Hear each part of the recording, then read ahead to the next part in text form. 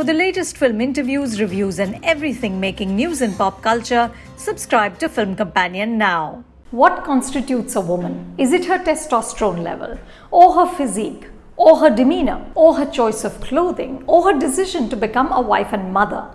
That is the larger question that Rashmi Rocket is addressing. The film is, as far as I can tell, the first in Indian cinema to focus on gender testing in sport. The practice, which has been prevalent since the 1950s, is designed to distinguish between biological males and females with the aim of providing a level playing field for athletes. Over the years, however, it's become a controversial and messy minefield which perpetuates the patriarchy and rigid binary ideas about gender.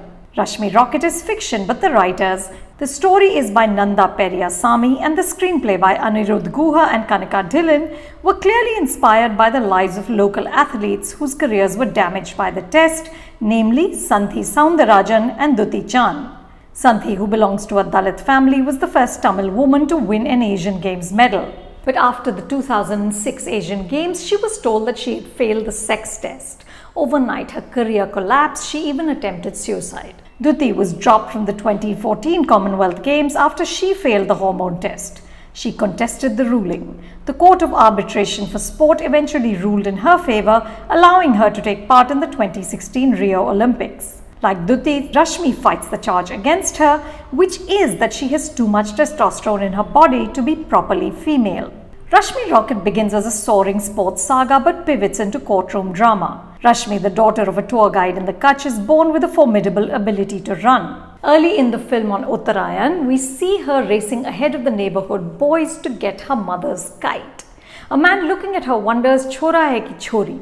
This question dogs her through her life. As an adult, Rashmi drives a motorcycle. She's tough, fiercely independent, and at least for the first hour, dressed in mostly pants, shirts, shorts, and tracksuits. This inexplicably changes to pretty salwar kameezes in the second half as she becomes more domesticated. Is the film telling us that more conformist life choices also seep into your wardrobe? Or is she attempting to dress in a more traditionally feminine way because her femininity has been questioned?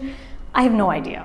Rashmi Rocket is a bit of a muddle. The film is situated between fact and fiction. Director Akarsh Khurana, his team of writers, and leading lady Taapsee Pannu are trying to translate a complex, little-known subject into accessible and entertaining cinema.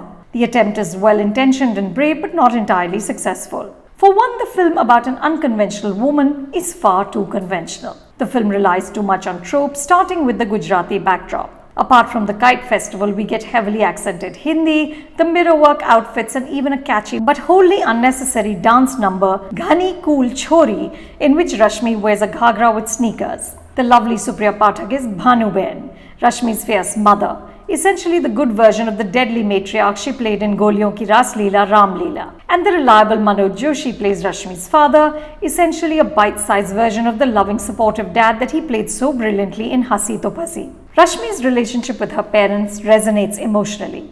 Both the mother and daughter are wonderfully stubborn. Her relationship with her partner Gagan is also rendered with care.